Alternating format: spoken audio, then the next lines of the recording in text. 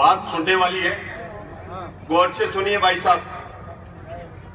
जब टिकट के अंदर जैसे आज भामोजी में जो हुआ था वो बात सुमित्रा सिंह जी में हुई थी। मैं सुमित्रा जी के साथ था, ये सरपंच और ये बैठे हुए हैं, ये भी मेरे साथ थे।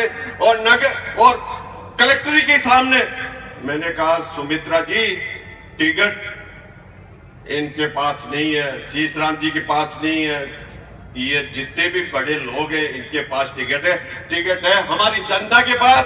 आप एक बार मेरे साथ होइए और घर घर चलते, आपको स्वीकार करते हो तो चुनाव लड़ना, वरना चुनाव मत लड़ना। सुमित्रा जी ने बराबर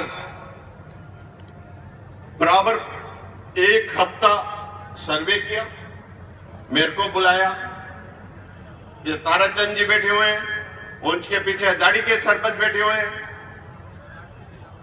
इन्होंने कहा, यूनो जी आपकी बात तो सही है, चुनाव मेरे को लड़ना चाहिए।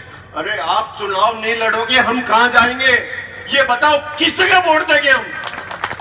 मैं कहता हूं भामो जी, आप बेचिंतक चुनाव लड़िए और विजय आपकी 100% है।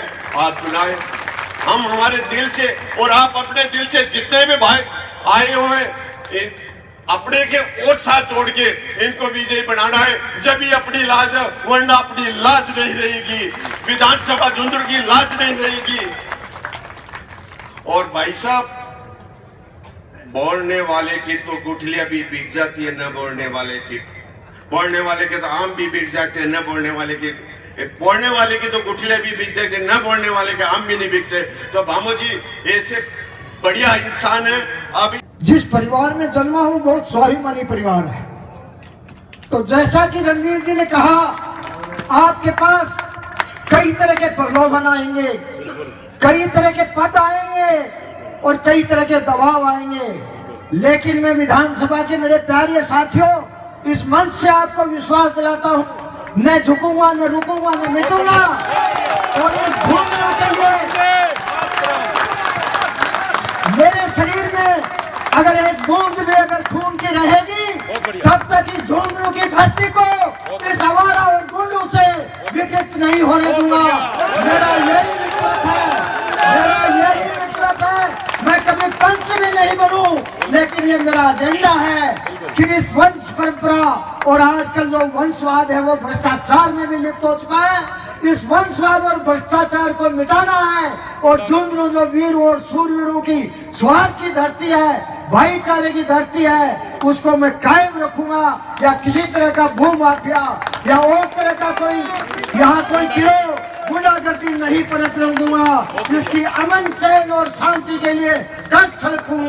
आप हम सबको मालूम है कि किसी गलत आदमी को टिकट मिलने पर जनता के अंदर एक बहुत भारी जोश हो जाता है और ये दिल में ये होता है कि ये आदमी काबिल था, इनको नहीं मिला, और ये आदमी ऐसा नहीं था, इसको कैसे मिला। तो भाई लोगों, टिकट अपने हाथ में है, टिकट अपने हाथ में है और भामू जी को काफी वोटों से जिताना है। यह आप प्रण कर, आज से ही प्रण करो। दूसरी बात, ये आप सभी को मालूम है कि भामू जी ने सबसे पहला राम मंदिर में 1 करोड़ रुपया का अनुदान करा। कितनी अच्छी बात है। हमारे झुंझुनू जिला का नाम ऊंचा किया, अपनी कौम का नाम ऊंचा किया, अपने परिवार का नाम ऊंचा किया और बड़ी खुशी की बात है। दूसरी बात, हम तो काफी दिन से नहीं जानते थे, चनाने से 5-4 आदमी हम लोग आए, हमारे पास नई गौशाला थी, ये समझ गए कि भाई कुछ अगर वहां तक वो योगदान करें तो अपने वो भी करेंगे। तो 5-4 आदमी आए, हमारी गौशाला के लिए 5 लाख रुपया दिए भाई लोगों। और क्या चाहिए इसे बच्चे। और मैं आखिरी में यही कहना चाहता हूं, ये बहुत इनका सोच और विचार बहुत बढ़िया है।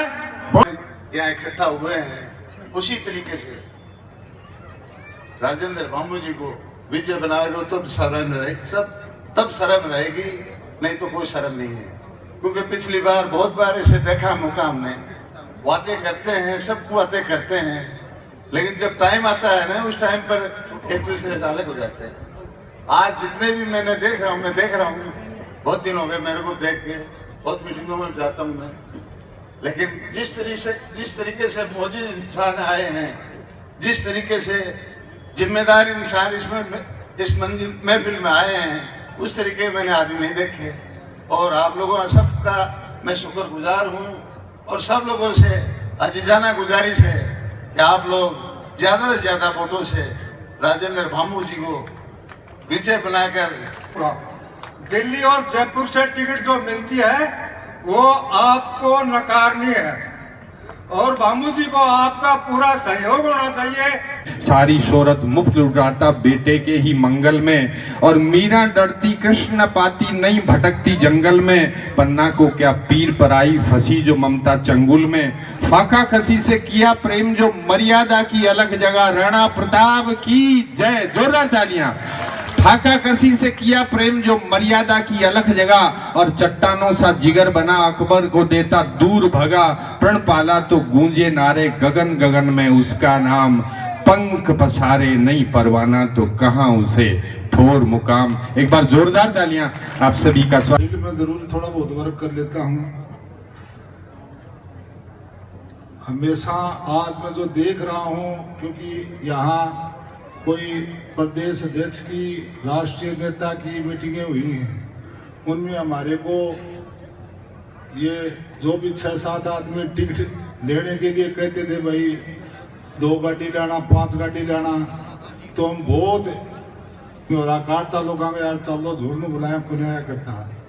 लेकिन आज जे खुशी हो और उत्साह जो आया है, तो इनकी जन भावना को देखते हुए राजेंद्र जी ने आपको डिसीजन लेना है, वह लास्ट में सुनाऊंगा, और जो भी ये डिसीजन सुनाऊंगा उनके साथ खूब तन मन धन हो इनके साथ हैं, और जो भी हमारे से बन पाए वो करेंगे। जय हिंद। लोगों को विदित है और आप अच्छी तरह जानते भी हैं कि परम आदरणीय श्री राजेंद्र जी भामू साहब बहुत ही सरल, सौम्य और एक अलग तरह के इंसान हैं। इनके साथ जो भी कुछ हुआ है, आम आदमी को बहुत बड़ी पीड़ा है, कष्ट है। आदरणीय भामू साहब ने मुझे कई बार यहाँ पे आने का अवसर दिया, बहुत सारे लोगों को सम्मानित भी किया। अपने पूरे जिले के लगभग 10,000 से भी ज़्यादा लोगों को आपने अलग अलग कार्यक्रमों में सम्मानित किया। आज मैं आपके बिना निमंत्रण पे आया हूँ। मेरे को इतनी पीड़ा हुई पिछले 2-3 दिन से, जब से पता चला है, मेरे को कोई मैसेज नहीं था इनकी तरफ से, लेकिन आज जितने भी लोग आए हैं वो सब लोग मेरी तरह से हैं। हर इंसान के दिल में बहुत बड़ा दर्द है, और ये सभी लोग चाहते हैं किसी भी तरह से इनका सम्मान हो और इनको न्याय मिले, इनको विजय मिले। हमारी सब लोगों की तरफ से आपको अग्रिम बधाई और शुभकामनाएं देता हूं। आपको कोई ऐसी ताकत नहीं है जो रोक पाएंगे। धन्यवाद। जय हिंद, जय भारत। पिछले 20 साल से हम हर 5 साल मेहनत करते हैं, गांव गली मोहल्ले घर घर, और जब मौका 5 साल बाद आता है तो हर बार हमारे साथ कुठाराघात होता है। यही परिस्थितियां अगर भविष्य में चलती रही तो हम लोगों का कोई भविष्य नहीं है। अतः मैं आप सबसे एक निवेदन करने इस मंच पे आया हूं कि भामू जी, पिछली बार जब आपने चुनाव लड़ा, आप एक दिन पहले पार्टी का पट्टा पहन के यहां पधारे थे। जो परिस्थिति आज पैदा हो रही है वो की वो परिस्थिति हम लोगों के सामने पिछली बार भी थी।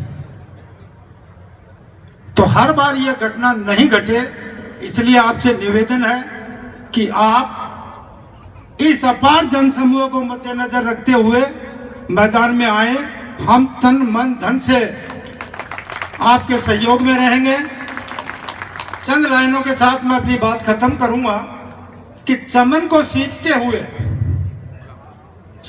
सींचते हुए कुछ पत्तियां गिर गई होंगी, यही एक इल्जाम लगा आप दोनों पे बेवफाई का। कि चमन को सींचते हुए कुछ पत्तियां गिर गई होंगी, यही एक इल्जाम लगा आप दोनों पे बेवफाई का। लेकिन जिन्होंने चमन को रौंदा है वो दावा कर रहे हैं चमन की रहनुमाई का। लेकिन जिन्होंने चमन को रौंदा है वो दावा कर रहे हैं चमन की रहनुमाई का। जय हिंद, जय भारत।